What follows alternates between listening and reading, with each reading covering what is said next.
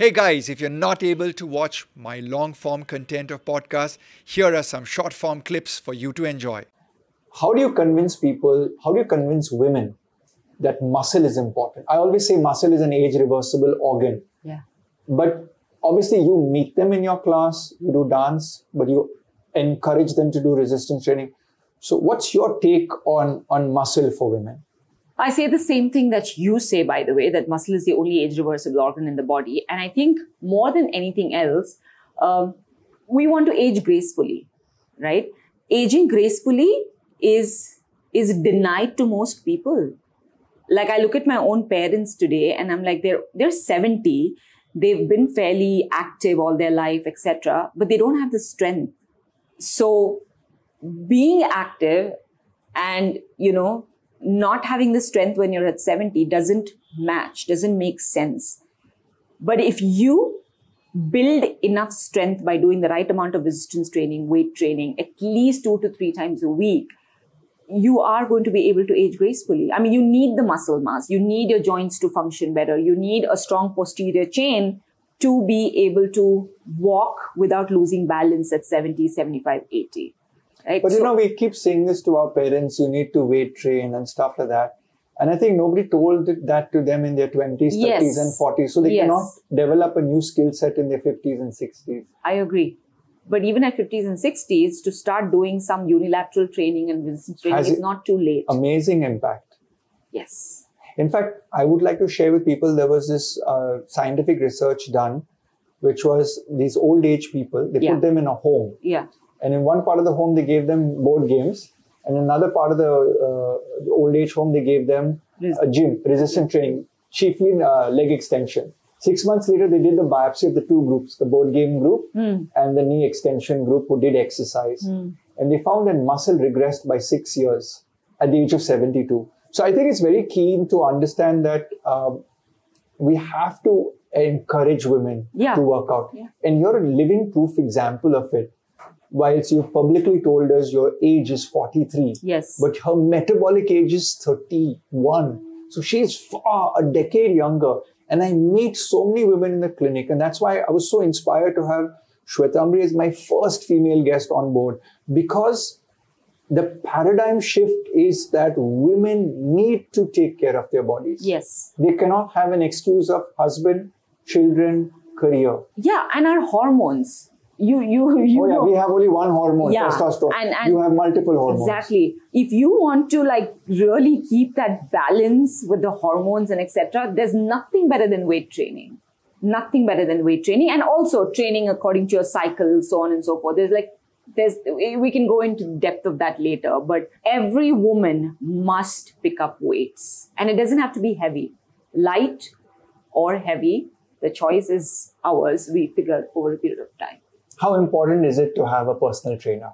Well, it depends on a goal. I think having a personal trainer is phenomenal. It can really change the way you train because you would have seen a version of yourself which you wouldn't otherwise see in a group class. Because here the focus is just you, right? The trainer is trying to get the best out of you. So I think everyone can experience getting a personal trainer to really identify what they're capable of and to have all the, the right correction, guidance, postural changes and etc. But since personal training is expensive, I would say even if you do, group classes, but if you weight train. How often do you weight train? Every day. You weight train every day. Is Sunday a rest day? Sunday is, rest day. I try to do some mobility on Sunday at home with my daughter. She's just, I do it. She just jumps in. But Saturday mostly would be a long run because I enjoy running and I feel like the human body is naturally designed to run. So we can't kind of lose that, ability and mobility and everything. So weight training is something it should be non-negotiable for all women, not just from a strength point of view, because personally for me, it's made me a very confident person. Nothing, no education, no, different types of jobs has been able to give me the confidence that weight training has given me. So it just boosts your confidence. 5 workouts that you would give any woman out there watching. 5 workouts. Like she doesn't have time. She has 20 minutes in the day. Yeah. 5 exercises that she could do. Maybe 5 workouts is the wrong thing. Yeah, exercises. 5 exercises. Plank. It's what your core and your spine really needs. So it's mandatory. And how much should a person hold a plank?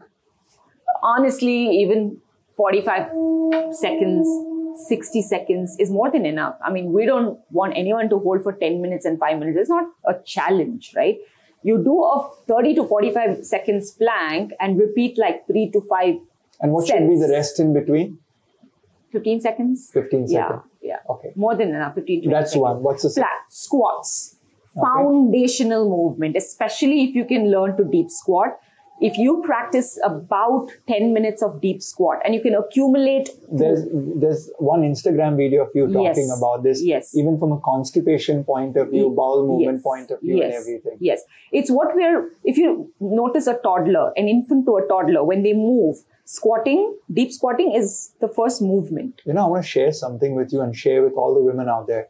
I recently went for a wellness retreat and there were a phenomenal number of women over there. And we were doing a yoga class where we had to go into a squat pose. And I can tell you without a doubt, about 80% of the women were not squatting properly. They were on their toes or they were half squatted, but they couldn't get into a deep squat. So I think this is something that's crucial. That women, if you can't squat well and hold that position and then get up, we need to really work on this with your trainer. Yes. With you practicing it on a daily basis. What's the third exercise? Okay, squat, plank, lunges. Because lunges allows you to focus on balance and stability, which is what you need as you age. Because as we age, we lose balance and stability.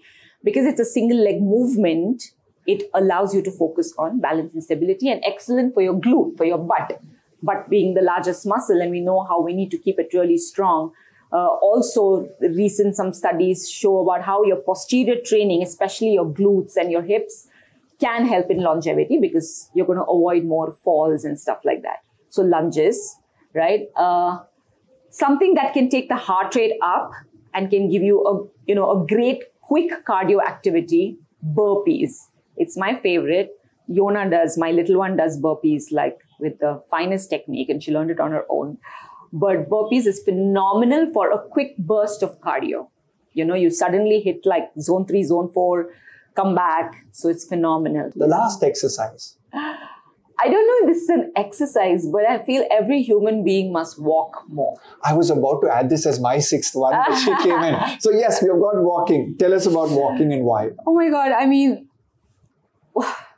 it's just what we're supposed to do. I know we could have done this podcast also walking, but then there'll be too much distraction. But walking is just something you're supposed to do. And walking is best for fat loss. I mean, so many people struggling out there to fat loss. You eat right, you walk a lot, you'll see that fat kind of melting away, right? It's one of your best zone 2 training. And we all need to do zone 2 training almost every day. So it's the finest zone 2 training. It's what the body is designed to do. Like we say, sitting is the new smoking. Yeah. Awesome. And I always tell people that when I work with the film stars, one prescription to all of them is please walk. And they look at me very quizzically.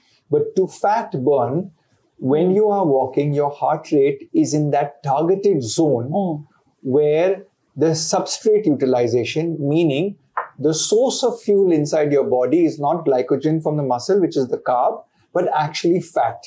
The higher you go in your heart rate, the more is glycogen as a fuel or a battery source.